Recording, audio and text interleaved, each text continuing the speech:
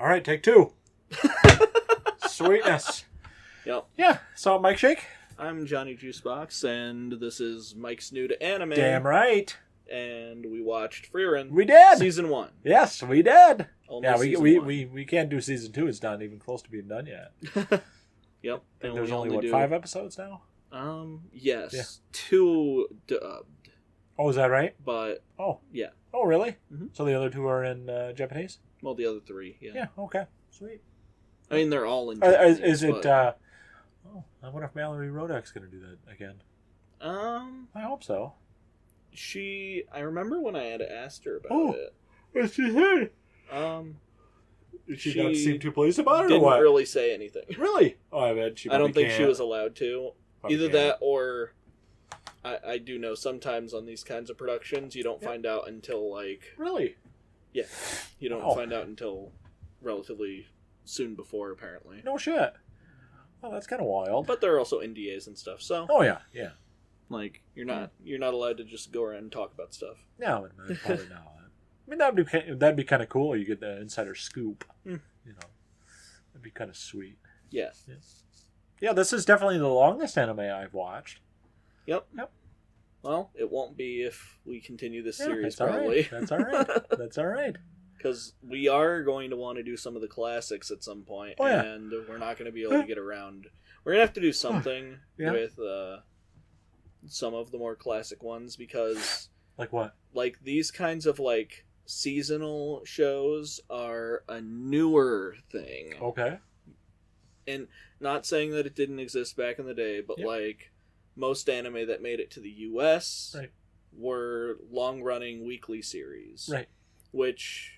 The difference is, One Piece until next time is, the next time it comes out after the hiatus is a long-running weekly series. So what that means is every single week a new episode comes out, and they are animating the episodes week to week. Okay. They're usually ahead a couple of episodes, but, every week they're animating as the show is on. Wild.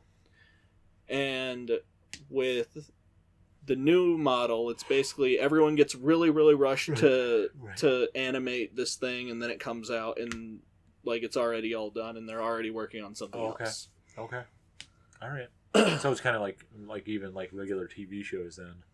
Basically you're done and then you move on to something else. A lot of people, they complain about the quality of animation in older anime, and that's part of the reason that the animation quality is usually a little bit lower. Oh, is that right? And it's a little bit higher on these kind of seasonal shows. Right. That's kind of cool. Mm-hmm. Oh, that's pretty unique. So when you say classics, what do you mean? I would say stuff like Astro Boy. Oh, sure. Or Speed Racer. Oh, yeah. One that you probably watched at some point, Sure. because I don't think you could escape Speed Racer when we were kids. Yeah, I used to watch that on Saturday nights. Yeah, that was actually an anime from, I think, 1968. Was it really? In Japan. Wow, that's a long time ago. Yeah. Wow. Oh. Yeah, because I know Space Ghost would always put them on. Yeah, there would be Space Ghost, and then there would be Speed Racer. Yeah. And Space Ghost would always have jokes about Speed Racer, but then, for some reason, Cartoon Network would just end the night with hours and hours of Speed Racer. Yes. Oh, yes, absolutely. Yeah. So instead of going off the air, they would always have Speed Racer. Yeah. And that's how I ended up watching Speed is that Racer right? a lot as a kid. Oh, sure. No, makes sense. Yep. Yeah. And that was before Adult Swim was a thing. Right. So... Right. Yeah, that was just on Cartoon Network on Saturdays. Speed Racer would come on during the day on Saturdays, and then during the week it would come on it would start at 1 or 2 in the morning on weekdays. Oh yeah, it was on late. Yeah, I never watched it during the week, but I definitely would watch it on the weekends. That was always fun. I know I did. Did you? Yeah. You were up that late on the weekdays? Yeah. God damn. Well, I would also always have the TV on and fall asleep to the TV anyway. Yeah, makes sense. So, sometimes I wake up in the middle of the night and watch Speed Racer. There you go. Banana Splits. That was another show that would come on there. It was, all weird stuff from the 60s, I guess. Right. Because the Banana Splits, that was the 60s, wasn't it? I don't know. I've never watched that one. You don't know the Banana Splits? No. I guess I shouldn't know them either, though. Yeah, I don't know. What is that? It's really hard to describe, I guess. I also don't have a very clear memory of it because it's not like I sat down and watched it all the time. Yeah. Had more chances. Is it anime? It's not. Okay. Banana Splits is like it's like a kids show from either the 60s or 70s, I think, based on like the way it looked and my memory of it from like fucking 25 years ago. A long time ago. Yeah. But it's basically like a bunch of characters and they're all in a band and they have like they're all like weird creatures like that are guys in suits. Okay. So it's like kind of live action but guys in suits. Okay. But if I remember right, there was also kind of an animation like element to it, but I don't remember it super clearly. Okay. I know they recently made a movie of it. Oh yeah. Like they recently made a movie, but it was like a horror movie, and it was kind of like. Didn't we watch that? Didn't we watch the Banana Splits? No, you're thinking of Willy's Wonderland. Oh yeah. That's because it came out around the same time. Yeah, probably. Yeah. Okay. Yeah, but we watched anime today. Yes, we did. Yeah. I finished it off last night. I really, really liked it, man. Yeah? No, I did. I just think the character arcs, there's something about anime, man. I don't know what it is. I mean, the last 3 now that I've watched. What's the name of that? Call of the Night, right? Call of the Night. Yeah, that's what I just wanted. I was like, Call of the Midnight? No, that doesn't make sense. Call of the Night. This is the 3rd anime that you've watched. Yes. The 4th season of anime. Correct. But this is a long, definitely a longer one in terms of obviously length. It was 28 episodes. This is like an older, like seasonal release type thing. Okay. Traditionally, like way back, they would release a season of anime and it would be like 24 to 26 episodes. Okay.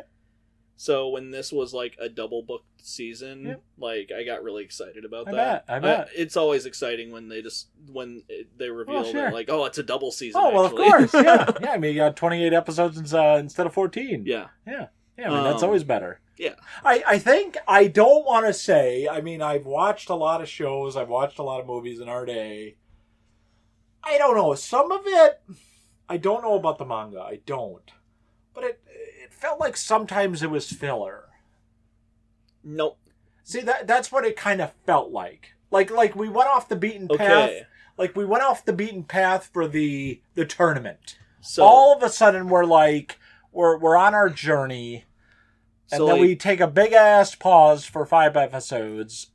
5, 6. When you say filler, you're saying something that it's not. It's a part that doesn't directly push into like the main plot. Kind of. But in anime, filler means that it is exclusive to the anime. It was things that were added to the anime that were not in the manga. Okay. Now, was that whole thing in the manga? Yes. Okay. So now did it last? Did it happen during this whole thing then? So wait, which part? So I was just very confused about. They were on their way to where again? They're on their way basically to where the Demon King was, because they want Ende. Or Enda. Pretty close. I mean, it's something German. Like that. It's probably German, but I'm pretty sure that I mean, it's I'm pretty probably sure German. That Ende is German for end. I would imagine it probably they're is. on a journey to the end. Yes. And so it's like they're going, and then all of a sudden they have to hit the pause button to all of a sudden get this first class mage like badge or whatever it is, and then they can continue on. I see. Okay. Yes, that is part of the manga. Okay. Okay. So Frieren is actually like really well known right now for being an incredibly insanely accurate adaptation. Okay. So there have been people who are like, yeah, you can read the manga. If you haven't read the manga, you can read the manga. Okay. But, like, there's almost nothing in the manga that is different from the anime. Oh, well, that's good. That's good, so they didn't pull any punches there. Like, the main difference, I would say, is they had different translators, so some of the wording is a little bit different. But, like... But the content is still the same. The content is the same. Okay, how about that? And... Frieren is also a weird story. Yeah. Basically, it's a lot of flashbacks. So one of the things I learned was apparently originally Frieren was going to be, this isn't going to mean a lot to you, but was originally going to be a satire comedy style series in the style of Konosuba, which is one of my favorite anime. Okay. But it is definitely not that. Okay. What it seems like happened so you need was... to explain that. I have no idea what that means. So Konosuba is a series. It is an isekai series. It's one of the reasons I was like, this can't be the first isekai you watch, because it's a send-up, basically, of it. Okay. And you won't get the tropes they're making fun of if you haven't seen it. Okay. I mean, you'll still find it funny, but I think it would be better for you to see some more standard stuff. Sure. Learn some of the tropes and things, and then see what they're making fun of. Yep. But Konosuba is about a kid who dies. He thinks he gets hit by a truck, but actually it's a tractor, and it was going to stop before it hit the person that he was going to save, and he died because, like, of a heart attack. Okay. Okay. And because it's like a cliche where in isekai they literally they're like, oh yeah, the character is Truck-kun, and then like it hits people and sends them to other worlds. All right. Okay. Like it's become such a trope that right. It's like a whole thing. Yeah. So they wanted to do that? He ends up dying. Yeah. And gets sent to another world where he thinks he's going to be the hero. Yeah. He's told he can pick anything, but the goddess is like a raging asshole to him. So he's like, well, I want you to come with me. Okay. And you're going to work for me. And he finds out like she's basically useless. And he ends up accumulating more and more party members who are like on paper very useless. Like a mage who knows the most powerful magic, the explosion magic, but she can only use it once a day, and it's also the only spell she knows how to use. Okay. Or the only spell she she will use. Right. And like, an incredibly powerful crusader, one of the strongest classes, but she has no accuracy and she can't hit anything. Okay. All right. Like that kind of stuff. Okay. So originally this was supposed to be like a fantasy version of that instead of an isekai, where it's like, it was all supposed to be very goofy. And now we're talking about the anime, correct? This was originally what the manga was going to be. Oh, okay. And he kind of like started writing it, apparently, and was like, this is actually, I think I have something else here. So, you know. All right. But there are moments where you're watching it and you're like, I can see, like, that. Like, the fact that Frieren is always getting, like, caught by mimics. That gag. Right. Doesn't really get old throughout the whole series. Right. Yeah, that was classic in the Tombs. You know, her going into the mimics. Just every now and then when they would have a montage and it would just cut to them in a dungeon and then cut to her in a mimic. Yeah, because she's looking for the grimoire. Yeah. That is actually one of the things that a lot of people online didn't like about the series. What's that? Well, because they thought that was a dumb joke. Why? I thought that was fun. I thought it was fun, too. Because it got away from the seriousness of it all. To show that she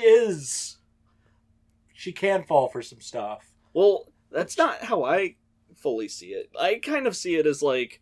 So Frieren is basically unaging. Like, theoretically, elves... They imply that elves can die of old age, but they never tell us how old that old age is. And we know that Frieren has been alive for something like 1,000 years, and she is still, like, a youth. Yeah. So... Yeah, you can see it like that. Yeah, I absolutely. They straight up say, like, there's the reason it annoys people is they straight up say, oh yeah, we have this spell and it's 99% accurate. We'll tell you if a chest is a mimic. And there's always that 1%. The way I see it is like, all right, it's always that 1%, but when you have seemingly eternal life, that 1 out of 100 chances, how many times are you going to do that in your life? Right. So that 1% ends up looking a lot bigger. Yep, that makes sense. That does make sense. Yep. Yeah, she's very youth-like in ways. Yeah. Even, like, with her sleep. Well, because, like, she is young. Like, she's... Like, they have the joke with Zine, where Zine is like, oh, yeah, I only want an older woman. And she's like, oh, well, I'm an elf. I'm the oldest possible woman you could get. And she, like, blows the kiss at him. And he just goes, child, leave me alone. Yeah. And then she's like, it worked on Himmel. It should work on you. And it's like, no, probably not. Yeah, but that's how we kind of start off. With Himmel, and then we see an older Himmel. I was like, oh. I love this concept because it's... So, like... This concept is very interesting because it is basically like... Every story is the hero's journey, and this story instead is what happens after the hero's journey. Right. Like, what is the aftermath? And it kind of, like, has this thing, like, it has these these really awesome themes throughout. Like, I would argue that one of the things it continually points out is that, like, everyone is eventually forgotten no matter how great the deeds you did are. Yeah.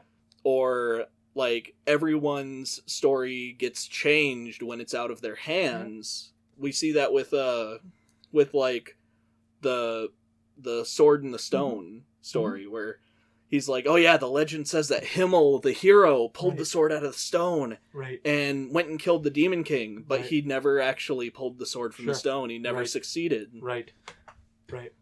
It's wild when you think about stuff like that. Because that's even just in real life. Yeah. I mean, it doesn't matter how much you do, you're probably still going to be forgotten by somebody. But it shows a lot, too, that the original party of heroes really made a real big dent in society. Yeah. Well, like, just the fact that there are so many, like, expectations on all of these people. Like, they go there and they're like, you said you would be back in 50 years and like it's been 80 and stuff like that. Yeah, because she has really no concept of time. Yeah. I mean, I think she gets a little bit better later on. Or like, I do. Oh, Himmel used to come here like every so often to check, and he always said like after he was gone, then Frieren would come. Right. Yep. And even you had the priest do that as well. The hider? Mm-hmm. Yep. I like that. It was in the early part of the season where, she's looking for 5 years. She's looking through the grimoires. Yep. When she's translating it. Yep. And basically, he knew the whole time. Yeah. That was where it's like, oh, she's. I just love how she says that. She's just like, you tricked me. Yeah, it's like, you didn't see that coming? Okay. Yeah. Yeah, it shows the frailty of Frieren's, I would say, her demeanor in terms of how you really can kind of see her age. Yeah. Her youth. Because, like, I would argue that Frieren is... Like, a lot of people have said, like, oh, Frieren's very childlike. But I would kind of argue that Frieren seems more like someone in their early 20s. Or even like a teenager who's a pain in the ass. Like a later teenager, I would say. Like 18, 19 probably. Yep. And, like, I could totally see that. Oh, yeah. Yeah. How many years do you think she's got left? Probably plenty. Yeah.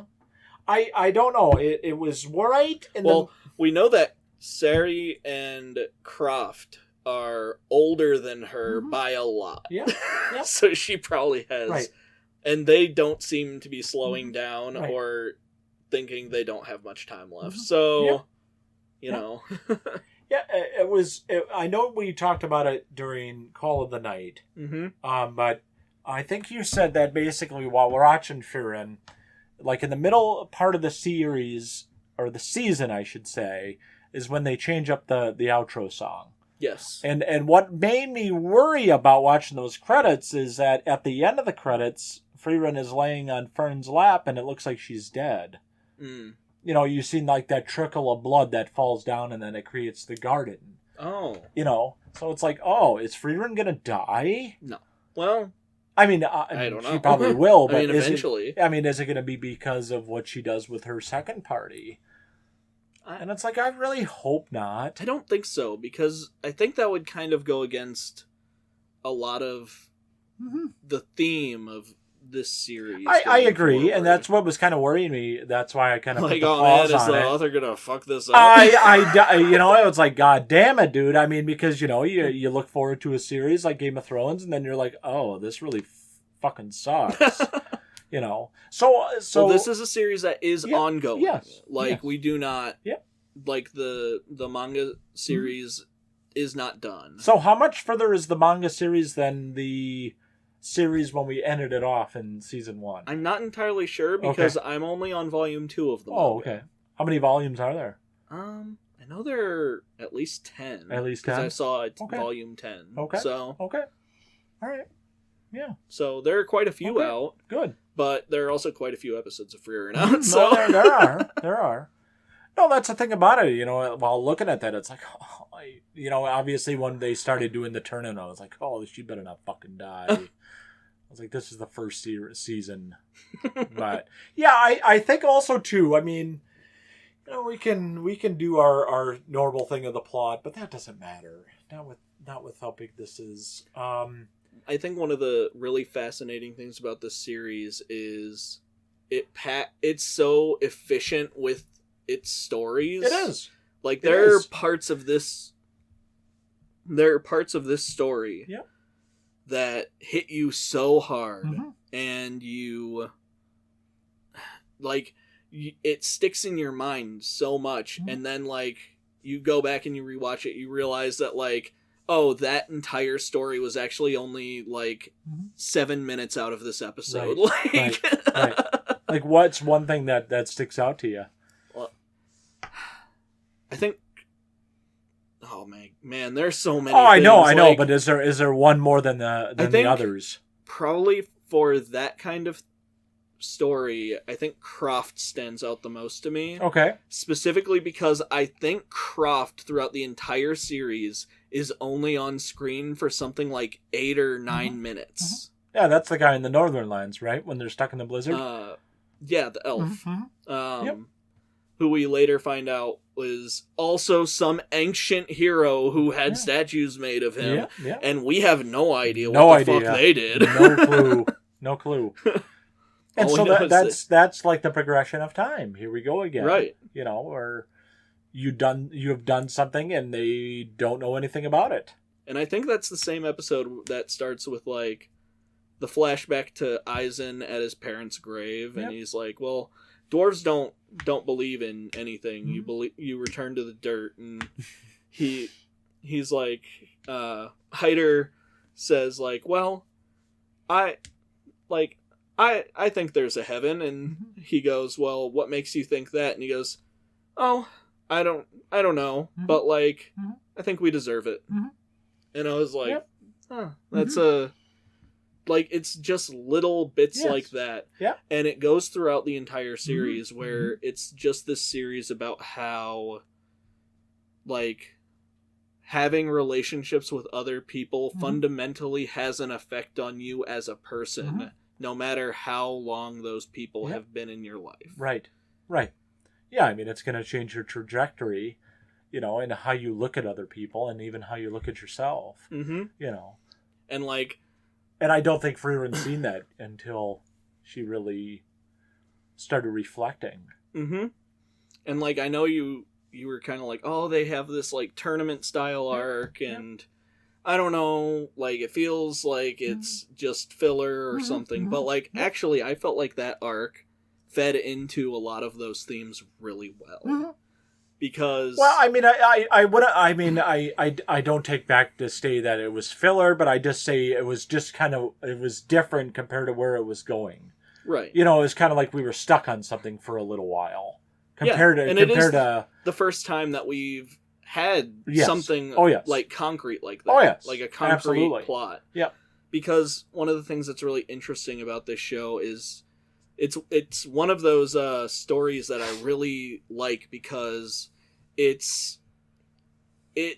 takes away, like, Frieren's original journey was a journey to save the world. Yes. The stakes are the biggest stakes that they can be. Correct. Frieren's journey in the current time period in the series is a personal journey, but also they are going to act as heroes as they go along, and the heroism that they are portraying isn't going to save the world, but it will help people and have an effect on those people. Right. And we see that like there are times like just with this theme of how like just small interactions can affect people greatly. Right. We see that like through all these characters that Frieren runs into, that she's like, oh yeah, we like spent like a week here and I remember you were there last time. Yeah. And like we see that those interactions had like an effect on their life because they still remember like those times. Yeah, I mean, the time is subjective to her, but it isn't to us. Yeah. It's something that makes us human, is that we have it, and Frieren doesn't. Yeah. Or she doesn't even remotely see it. I guess she's not even, remotely old when it comes to an elf. Right. I think there was a lot of that. Even in the last episode, we watched some of that today. I think that was a one of the big things, is that when she has her arms full of the books, and then the lady drops her oranges on the ground, she didn't even think twice about helping her. And Vimar, that's how you say it, right? Vilmar? The guy with the gray hair, the silver hair. Vilmer? Something like that. I just know it's German. That's what I know. Yeah, but it's even like he even said, these small things is the things that add up. And then they do the flashback to Himmel with the sheep. Yep. And then that's where you got Eisen, who basically states is that none of this is really going to matter. But he just wants to make a difference in somebody's life. Yeah. And I think she's starting to see that with that reflection, where she kind of puts the book down and says, oh, maybe I can start doing this. So maybe in the second season, we're going to see a little bit more of that. Yeah. I mean, it's just reflections on herself. Because she could spend 500 years learning every spell and everything, and that isn't going to make a difference to anybody. No. And I know I said this to you earlier, like with the fight with the apprentice of Seti and her with the fight. But, looking back at that, it does make a difference because it shows that she isn't human. Yeah. Seti is not an elf that probably should be training people. I mean, really. I mean, that shouldn't be. She shouldn't have apprentices. They even have that point. She shouldn't at all. Where she basically like explains like, I view all of my apprentices as failures because she doesn't see herself as a success. But that's a reflection of herself. I think I think the point of that scene a lot is how even though she views her apprentices as failures, she's still connected with them and rooted for them even after that.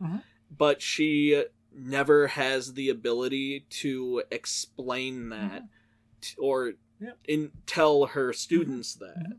Yeah, because as Frieren says, she's so childlike. You know, she basically puts that on herself because she does have an apprentice that that shows a spell that's kind of ridiculous. Yeah. But that's exactly what her master would choose. It's like the cleaning, you know, the cleaning spell. Yep. Will make laundry a lot easier. Yeah. I mean that is Frieren. That is her. I love that so much, though, and I don't think that one of Sari's apprentices would ever do that because they would look for power, right? To possibly get as much power as she has. Those are the only kind of people that she's willing to train. Exactly, that's the point.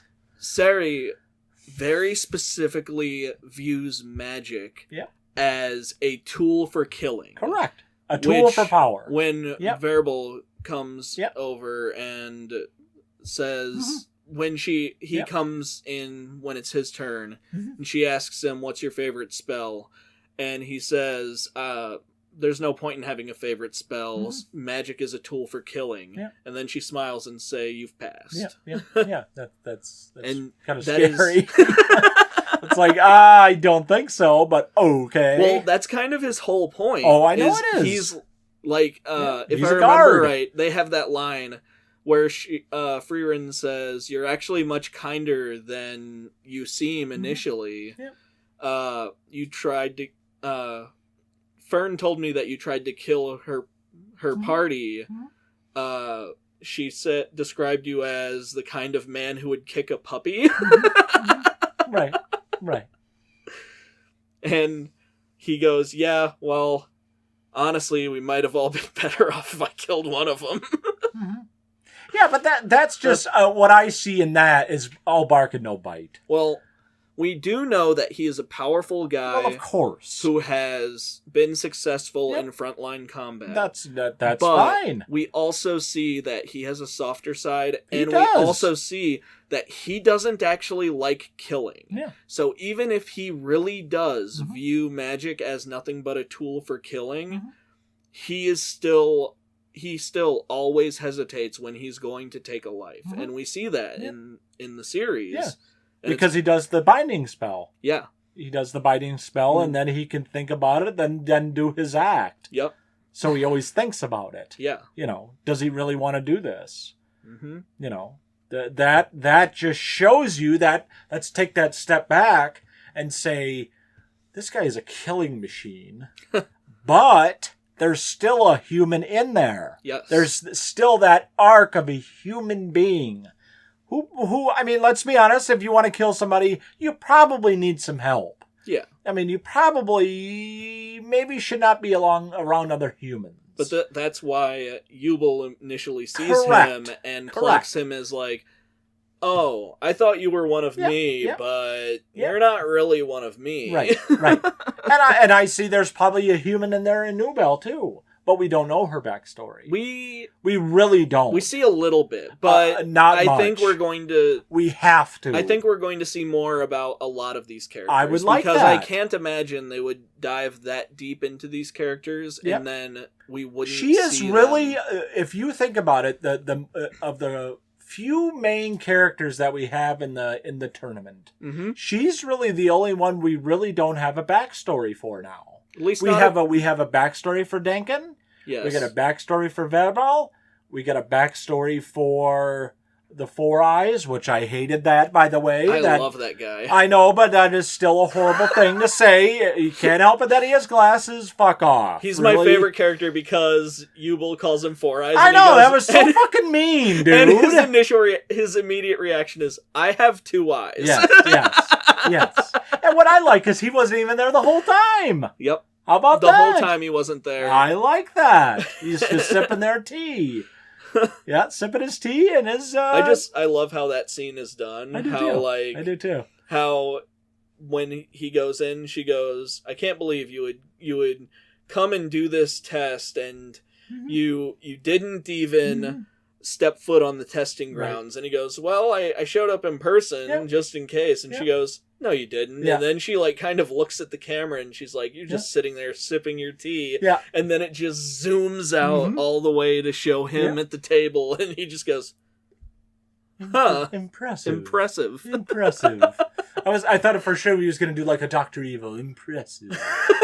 I thought for sure they would cut away to that, but they didn't. I was like, oh. No, but it's like these arcs where you're building character on top of a character. Yes. And that's really what it was. I'm not going to, like I said, it's not filler, but it was just different. The way I would... They were progressing, and then all of a sudden they're like, oh, we have to do this instead. I think this... I'm not saying it was bad. I think that entire arc is actually way better for the story, because what it does is we see a lot of the world in the series up until that point. Yep. What that does is introduce us to an entire new group of people who have new experiences and different outlooks. Right.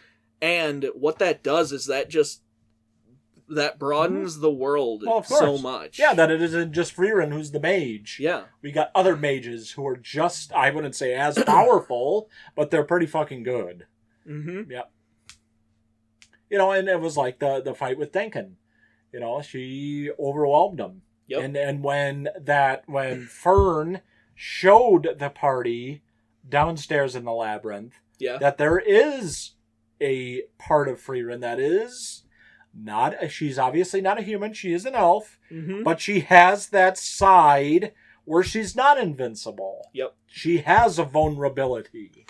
She isn't God. She has that vulnerability. And even Denkin says, I can't believe my eyes. I cannot believe it. Because it was that simple. Because the entire thing is that we realize that Fern has gotten to know Frieren so well and had such an effect on her life.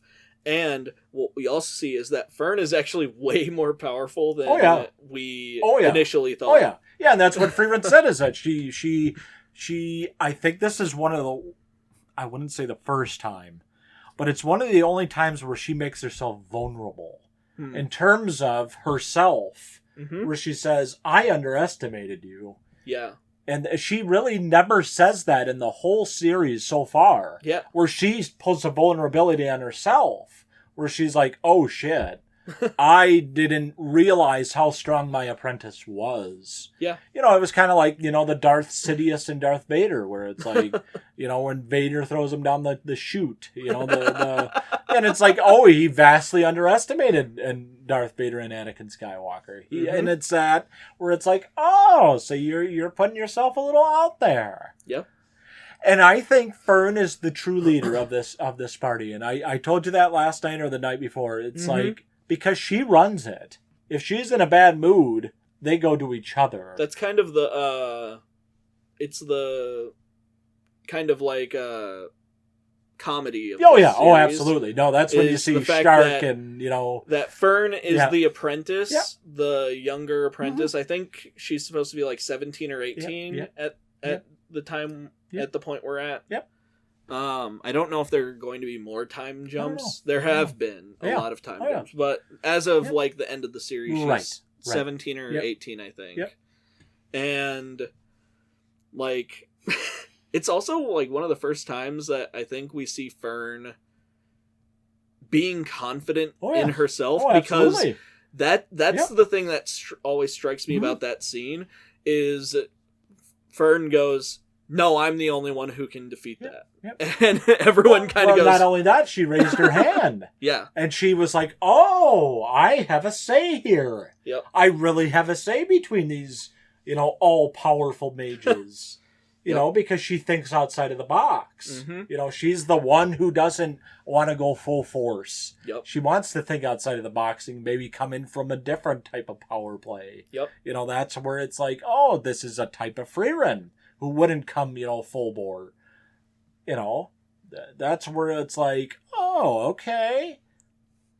But yeah, I think it's very funny that that she is like young and the apprentice, and she's also the mother figure of everyone 100%. On the team. 100%. Yeah. She's everyone's mom, taking care of everyone, waking up Frieren because she can't wake up, yelling at Stark because he's like acting weird or being a coward. I just love it when Stark is always like, oh, she's mad again. You know, it's like, uh-oh, what did you do now, Frieren? What did you do? even like when they didn't get a birthday gift for her. Yep. That's when it was like, oh, so what's going on here? And it's like, oh, okay. There's definitely a little like romance thing going on with Shark and Fern. Oh yeah. Well, absolutely. Yeah. How much older is Shark than Fern? Shark, I think, is younger than Fern. Is he? I think so, because I think she's 18 at the point when Stark turns 18. Okay. But I could be wrong. Okay. No, I mean, it seems very plausible. But they're around similar age, at least. Right. No, I think he's one of my favorites because he is the comic relief and he is the goof. Well, he's actually So, this might be the first time that we've seen this... So people will talk about, like, anime archetypes. Okay. Stark is a very specific anime archetype. Okay. Which is the... I guess you would call him, like, the heroic coward. Okay. Or just the coward character, sometimes they call him. Yep. And often these characters can be very annoying because they're over the top. They're meant for comedy a lot of the times. Yep. But these would be characters like Krillin in Dragon Ball. Okay. Or Usopp in One Piece. Okay. I think you said you watched the live action One Piece, right? Mm-hmm. Yep. Yeah. So Usopp, the the slingshot guy. Mm-hmm. Yeah. Yep. He's generally like the comic relief. And usually their thing is that they are capable. Mm-hmm. They're very capable, but they're usually surrounded by characters who are way more powerful than them. Right. And are basically look like monsters compared to them. Mm-hmm. Like Usopp's entire power set is like he's really good at inventing things and he's really good at shooting straight. Okay. Or shooting sniping basically because he's the sniper. Right. But everyone else in One Piece is like a literal like otherworldly monster that can kill you just by thinking about it sometimes. Right. That's wild, eh? Like there's one character in One Piece and his entire power is like, oh yeah, I can control gas, so I can remove all the oxygen from the air around you and then you'll just die. Lovely. Wow. Like there's literal monsters. Yeah. But it's really cool how Stark is like afraid, but not in like that kind of over the top way. He's afraid in a way that like makes a lot of sense. He's afraid in the sense that he doesn't have that experience. Right. So like he's never fought a monster before and he's like, I'm about to fucking fight a dragon and die probably. Right. And I love that dragon fight. Just like first off, the animation is so cool. And then just how every time you just see him shaking every time he's gonna fight something, right? Because he's afraid, but he still fights. Yeah, I love that scene when he finally brings the axe down on the dragon's head, and he's like, "All right, Frieren, what are you doing? Shoot the spell!" And she goes, "There's no point. You've already killed it." Right. And then it zooms out and shows the dead dragon. Yeah. See, he didn't have any confidence in himself. Yeah. So that was it's. But instead highly of like beneficial. Instead of like an overbearing one, like Demon Slayer has like the same type of character, but he's like constantly just afraid and doesn't seem to grow very much in it. And at one point they're like, oh yeah, but he can fight if he passes out from his fear, and then he just fights like unconsciously. Right. Okay. And it's like, that hasn't really added anything. I don't think a lot of people really like Demon Slayer. I'm not a big fan. I have no idea. No idea. We'll have to show you some Battle Shonen at some point. Sure. No, I have no idea what any of that is. Mike's new to anime. I'm sorry. Mike's new to anime. No idea. And doesn't know what Battle Shonen. No idea. No idea. Battle Shonen would be like Dragon Ball Z or Naruto or I think One Piece is technically a Battle Shonen, although it's fucking crazy. It's a lot of stuff. It's a lot. Yeah. And that live action doesn't even remotely scratch the surface. It's very good. I wouldn't say it's bad. I mean, that's the thing. I have no idea what I'm watching when I'm watching the big thing that everyone says One Piece though is like people will be like, "Oh, should I watch One Piece?" And people are like, "No, you should read One Piece." Okay. Because One Piece does filler in a really interesting way. It does have like a filler arc. Okay. Which would be like the Marine base one where they fall out of Skypiea in the middle of a base. Okay. But excuse me. Most of the way they do filler in One Piece is they just kind of extend fight scenes to be really long and happen over a really drawn out time period, which is not how the manga paces it. It's just paced better. Okay. All right. How many manga are in that? Like 1,000? I think 118 right now. Oh, so that's better than the US. How many thousands of episodes that One Piece has, hey? I mean, how many episodes does it have? Maybe 1,300, 1,200, something like that. That's a. It's not done. Yeah. I would imagine it's not. I wonder if it has more episodes than Detective Conan. I don't know. I have no idea what that is either. So, you might remember Detective Conan, because I think it was on Adult Swim. Was it? Okay.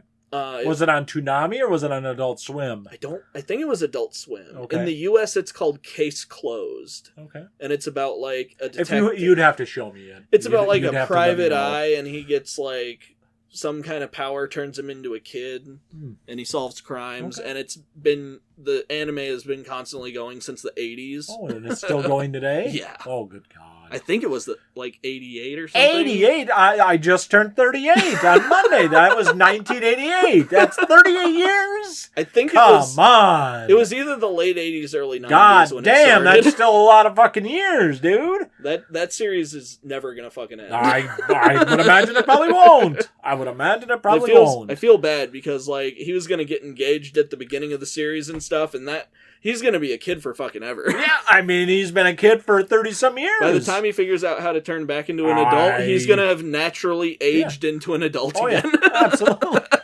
Absolutely. Yeah, I mean, how the fuck do you have something going on since the 80s? God damn, dude, you realize how long that is? Yeah. Dude, that's a long fucking time, man. No, but I mean, stuff like that. It's like I don't even know if I have an interest in that because it's so daunting. Yeah, it's so daunting. Well, that's why I'm not gonna. What's it called? Is it on? What's it on? What's it streaming on?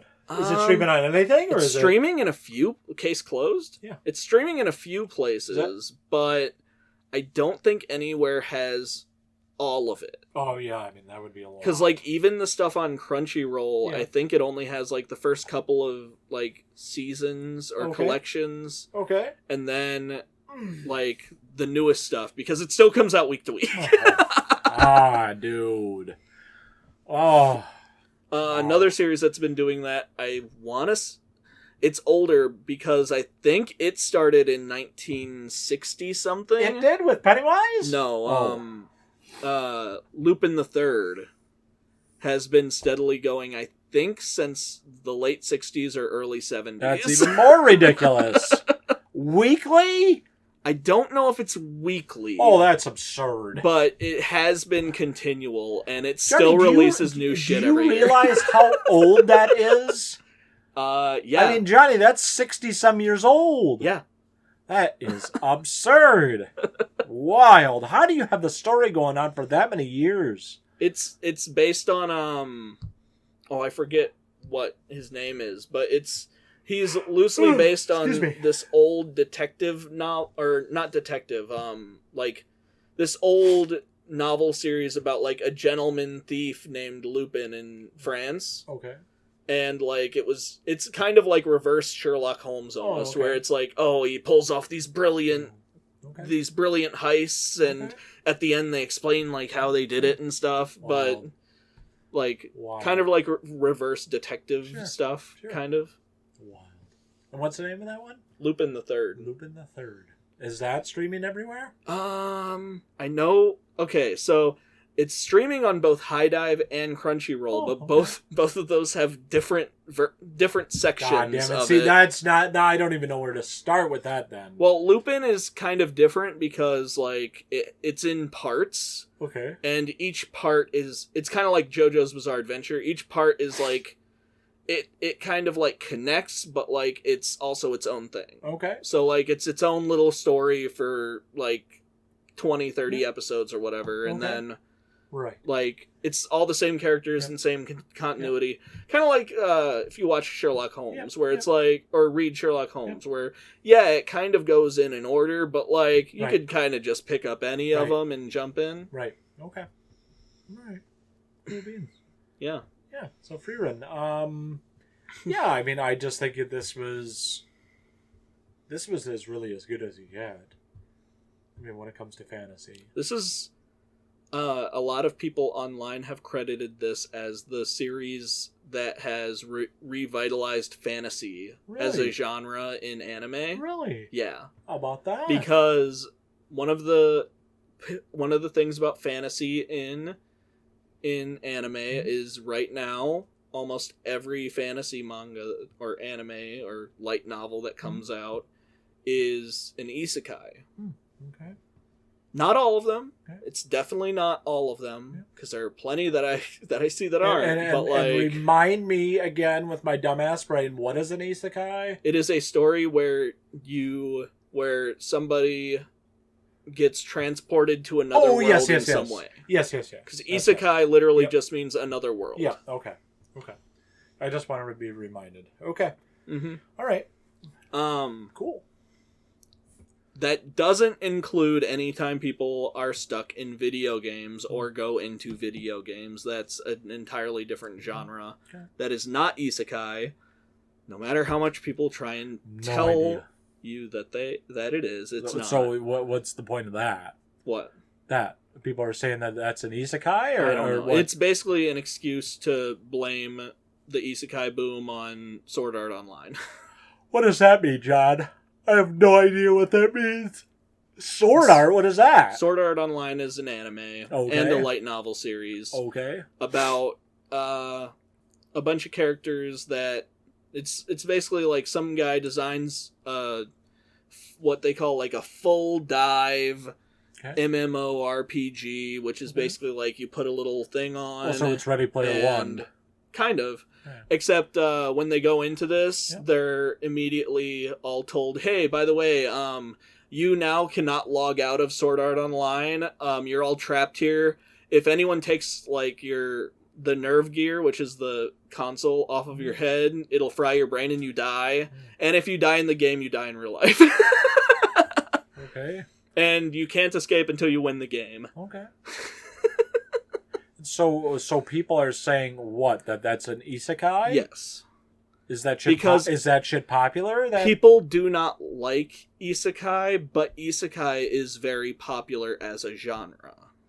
So why don't people like it? Because it takes you away to a different land? No, because like it takes you away from reality? Because people are really exhausted with it, because every anime season, at least half of the anime that comes out are isekai. Oh, so it's over. It's overplaying. Super oversaturated right now. Okay.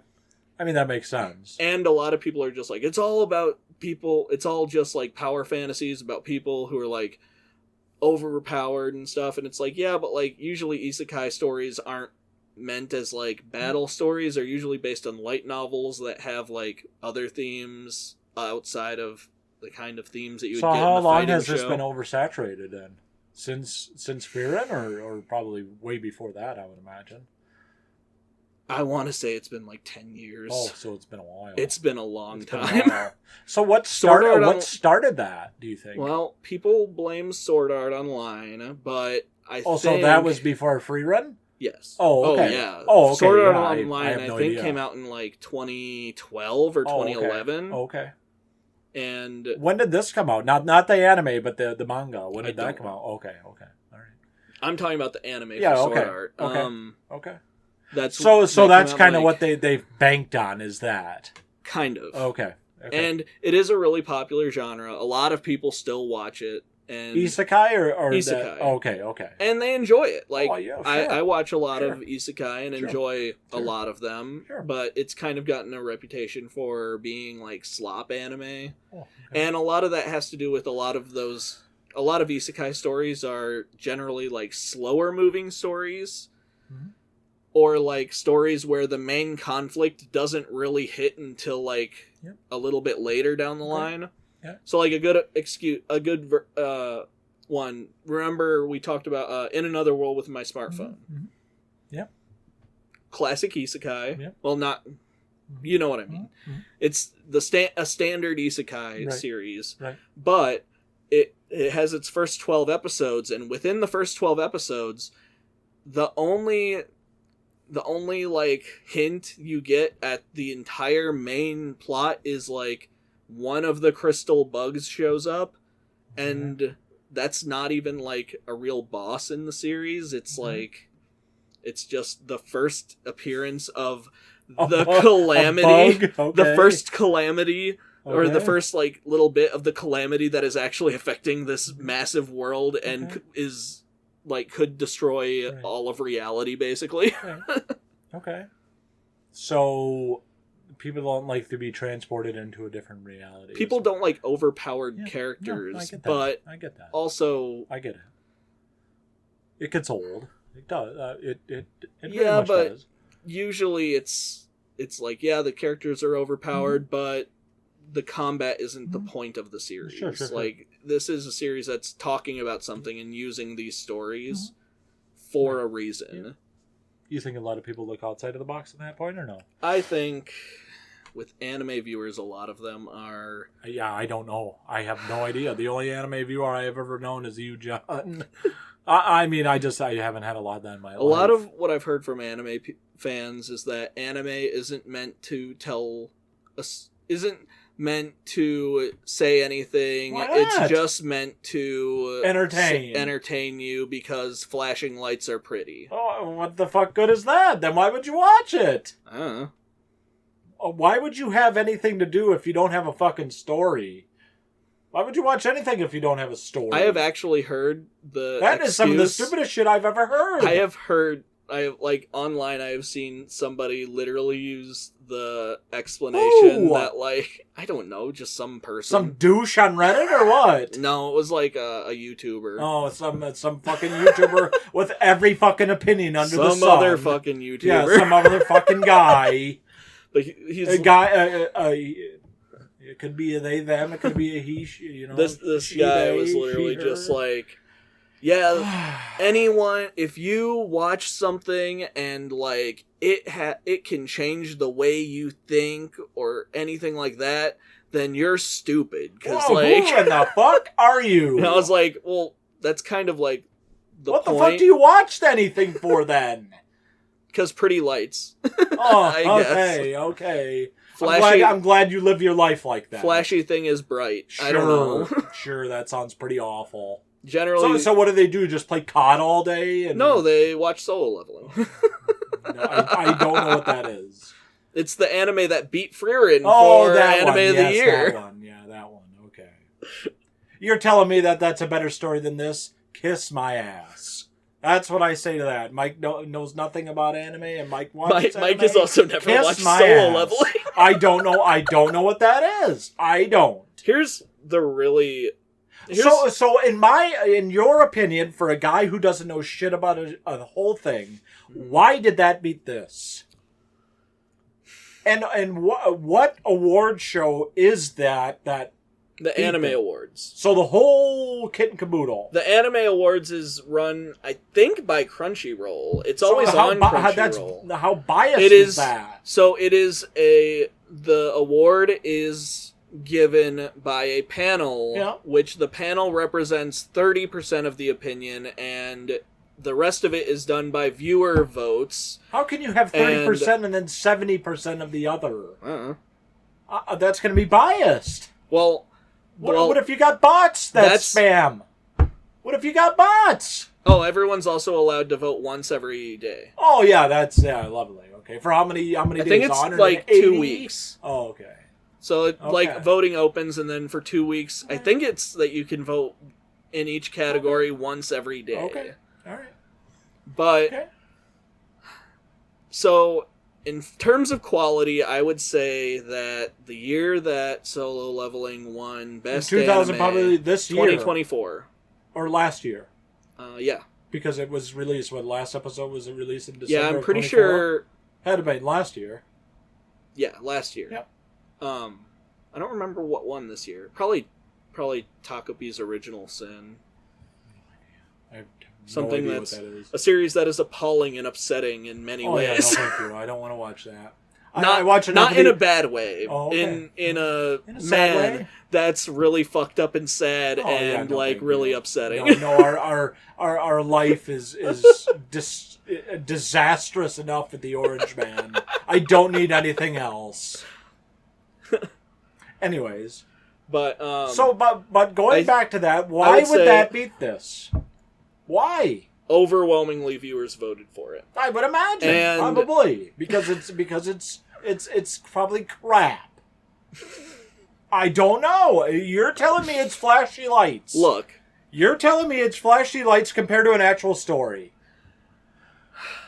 That's kind of how I view it. But what I will say is, in terms of quality, Solo Leveling was probably, I would have probably ranked it like 4th or 5th that year that it won.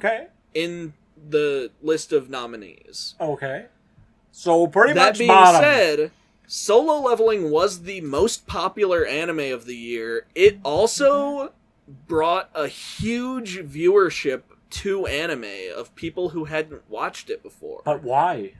Because people watched it and liked it a lot, and it also got a massive marketing campaign in the US. So I think that could have something to do with it. It has really fluid animation, which like the animation is actually good for the most part. There are sections that I think aren't great, but you know, that's just me with fluidity and stuff. So what we're talking about now is something that I don't understand, to be honest with you. So we're talking about quality of animation compared to quality of story? Is that what we're talking about? Yeah. I mean, I like I said, I know nothing about anime, and I've never watched an award show. So we're talking about a quality of an animation compared to quality of a story, which this is. I Call of the Night is good. Yeah. Call of the Night is one of the better shows I've really ever watched. And this, story-wise, is a lot more complex, a lot deeper, a lot more I wouldn't say a lot more characters, but you got more mature of a character than you do in Ko. Yeah. More of a mature character than you have in Nazuna. But honestly, I would argue that because these two, Solo Leveling and Frieren, so we're back to that. Yeah. Were pitted against each other. Okay. In the Anime of the Year category. And several other categories, but specifically that was the one that people kind of had a problem that's always like Game of the Year. Yeah. It's like, obviously, Claire Obscure 33 is going to win, and it's not even going to be fucking close. And a lot of people were saying Frieren should win. A lot of people were saying Kaiju number 8 should win. I don't know what that is. Kaiju number 8's really good. Okay. I've never heard of that one before. We could watch it at some point. Yeah, we got Dating Sim next. Oh, yeah. And that's not going to be like Cheap Rent, everybody. It's not going to be like Cheap Rent. We will actually watch it. We will actually film on it, maybe this year. The next Mike's New to Anime will be on Trapped in a Dating Sim. There you go. The world of Otome games is tough for mobs. I don't think that's going to fit on that board. But. I don't know if it'll fit in the YouTube title. We don't have to put the whole thing in the YouTube title either. We can cut it down. No, but I'm still not understanding it. So we're talking about a story compared to animation. I mean, I don't get that, because you don't get a better story than this, John. That's the thing, is there was also a section for best animation, and Solo Leveling did win that. But I think that is okay. I think a lot of people view, because what does it mean to be the best show? Sure. Right? Like, is it the most popular? Let's go to the Emmys. Let's go to the. Is it the most popular show? Is it the highest quality made show? Is it the best writing? You know, like best overall show. Let's be honest. That's what I would say. Yeah, and I think overall this one's better than Solo Leveling. How could you get? Look, I mean, honestly, in terms of the overall, John, like I said, I don't know shit. I actually didn't get tired of Solo Leveling until halfway through season 2. Okay.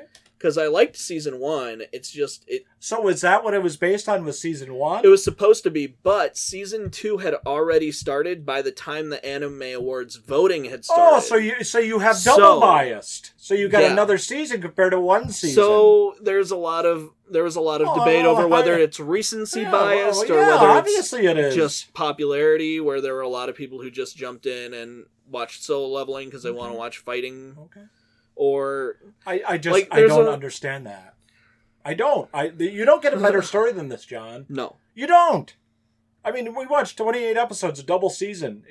It was something I actually really look forward to watching. Yeah, the first time since Call of the Night.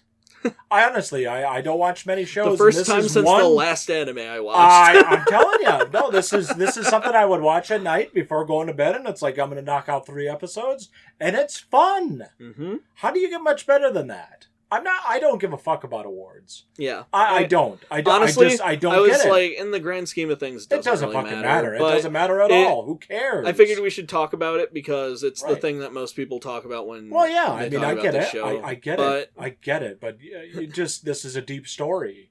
Let's think outside of the box here, please. It is also like a rift that has divided the anime community online. I would imagine it has because it's 2 different things. Yeah.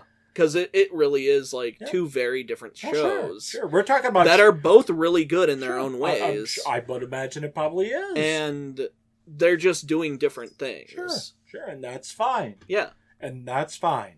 You don't get much of a better story than this, though. No. Let's think outside of the box. I love this TikTok writing. generation. Please. Is that what a lot of it is like? It's like flashy and quick? I wouldn't say that. I think the fight scenes drag on a little too much, but that's a me thing where I'm like, all right, man, we can wrap up this fight because, like, if you've ever been in a fight, you know it's not long. It doesn't last long. It feels really long, but it's actually not. Like it's like maybe a minute, or 3 minutes. Because you're gonna be fucking beat afterwards. Like your adrenaline's pumping. You're fucking beat after a couple of minutes. You feel like shit. Yes, your body's sore and so. That's why I'm like I'm not big on. So it doesn't make sense. Fight scenes. That's why I really like the fight scenes. And this one is they're very short, quick, and brutal. Yeah. And that there was that one episode where it was the whole episode was the fighting. It's like we talked about. But it was jumping between. It was. It was Ferd and the other guy, and Stark and the lady. And it's not that they're fighting the entire time. It's if you took each of those fights. Frieren and the other one too, the other demon. Yeah, and that wasn't even really a fight. No, because she mastered her mana. Mm-hmm. Yeah, but I'm not one for that. Yeah. And if I want to watch fighting, I'll just watch boxing or MMA. I'm going to show you a lot of stuff that you probably won't like at some point. And that's fine. That's kind of the point of all of this is I want to show you a broad. Yeah. And I'm not going to lie. I'm not going to bullshit and say, oh, this was great. When it sucks, it sucks. Look, I'm a big fan of the next series. The animation in the next series we're going to watch is not very good. Well, sure. I was really... So... You were like, let's watch a one-off series for once. Yeah, a series that doesn't really matter. And I think you were like, a series that doesn't matter. Yeah. So I was like, oh, something that people don't care about, and it's kind of goofy. Kind of like Catcher in the Ballpark. So I was like, big. Let's do an isekai. Yeah, sure. And try it out. I was like, I gave you those options, and you picked that one. Sure. And I love that series, but the animation is pretty fucking bad at points. Now, come in. I keep on looking at the camera, looking at you guys. I don't know shit about anime. Yeah. When you say animation is bad, what does that mean to me? I mean, I don't know what that means. At several points during this series, people's faces look different. Oh, okay. So is it kind of like Call of the Night when it kind of gets like dark and scratchy, or is it just like pretty bad animation? I mean, it's better animation than I could do, so it feels mean to be like it's bad, but like okay. So are you wondering how the hell it was? There are parts where you'll watch it and you'll be like, "That was fucking rough, man." Okay. All right. But the story is really good. Okay. I like story. I enjoy the story. I think it's really funny, and the longer that series goes on, the funnier it kind of gets. How many seasons is that?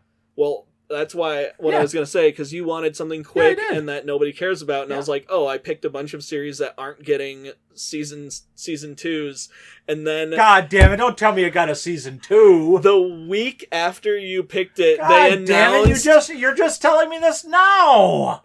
The week after you picked it, they announced that, I think in November, season 2 will be coming out. Oh, so other people do care about it. And it has been 4 years since this series came out. Unfucking believable. The one fucking thing I pick.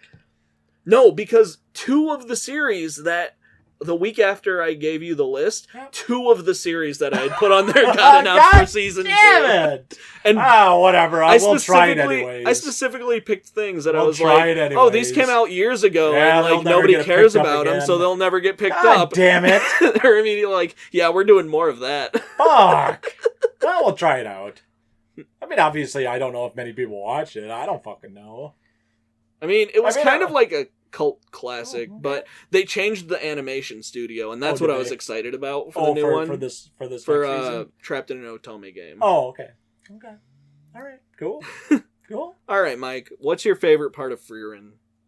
Frieren. I love her character arc. I said this in Call of the Night. I really love character arcs. Mm-hmm. Where she kind of starts off even in the series, where she's like, "Oh, I'm gonna see my favorite human being in 50 years," and it's like, how could you go 50 years without seeing your favorite person on the earth in Himmel? Yeah. Did she really not know that? See, that's the thing where I'm kind of taken back. Did she just like get lost in what she was doing? Yeah, I mean, did she? And it's like, really? This is your compadre that had faith in you? They literally say of heroes? They traveled together for 10 years. For 10 years, and you don't see him for 50 years, John. See, that's why I'm kind of taken aback. It's like, is she that cold or is she that clueless? Well, Frieren does mean freezing in German. Yes. All of the characters in Frieren have German name. That's what I like too. It's German like, this is words wild. that describe their personalities or character traits. Yep.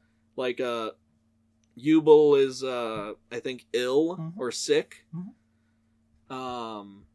Verben is, I think it's like whirling, something like that. Yep. Fern is iron. No, Fern is I think it's iron, isn't it?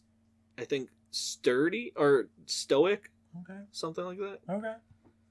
Yeah, I mean, see, that's where I'm kind of like drawn back. I know she has a lot of flashbacks. I mean, she's an imperfect character like Roland Deschain in Dark Tower. Yep. She's a hero, and at the same time, she's kind of selfish. And then you got to take that step back. It's like, is she selfish on purpose, or is she just that clueless? Because I don't know how I keep going back to that first or two episodes. And it's like, how could you not see that person that you traveled with, that had faith in you, that you now look and reflect upon for that long of time? And that's what I like about her. That's why I love this part of the series, is she's not perfect. I think my favorite thing about this series is, I know we've talked about it before, but on different things. On something else, but I love how this series recontextualizes the present recontextualizes the present with flashbacks. Yep. So like, but it's more like, to us, the flashback is recontextualizing the scene of the present, to Frieren, her interactions are recontextualizing her memories. Correct. That's why I'm having trouble explaining that. That's all right. But I love when they show. I love in movies and media when they show things that have happened at a different time, and it changes completely the way you see a scene. Yeah. I love that kind of stuff, and that's one of my favorite things in this series. Is that is constantly happening, and you could argue that is the point of Frieren's entire journey in this show. Is she is going on a journey retracing the steps of an adventure she had 80 years ago in an attempt to recontextualize and better understand her journey with those people and what it meant to her. So what is, now refresh my memory, what is the point of her going to Enda? So... Something about heaven. Refresh my memory. Basically, Eisen... She takes that job for Eisen and to get the notes from Flamma, who was her master. Yeah. And she gets them, and they detail a place called Orioli, something like that, near the Demon King's castle, and it's up north in the land of End, or Ende, where the Demon King used to live. Yep. So it's. Are we gonna get a flashback to that? I just want to see what the Demon King looks like. I don't know. I really want to see what the Demon King looks like. I would like that. Yeah. I think that would be interesting. Yeah. I wonder if it's kind of like Sauron. Just like the big... Just a void. Yes. Just a void. Just nothing. Yes. Just a big eye. It's probably just going to be like a big demon-looking guy. I really want it to be better than that, though. It's just going to be a dude with horns. Yeah, it's going to be like, oh, that's it? Oh. That's actually like one of my favorite tropes in some of these things is like... Oh, that's it?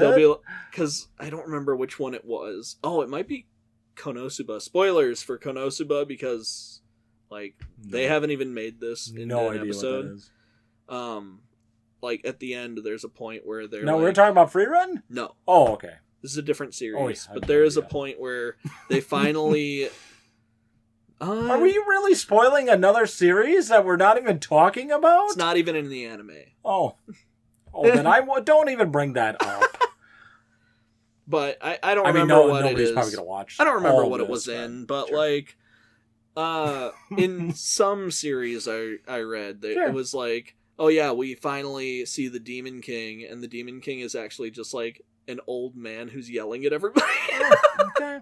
And he's just like pissed off. Sure. Okay. And that's pretty funny. Yeah, so it isn't like anything big. Okay. There's a series out right now.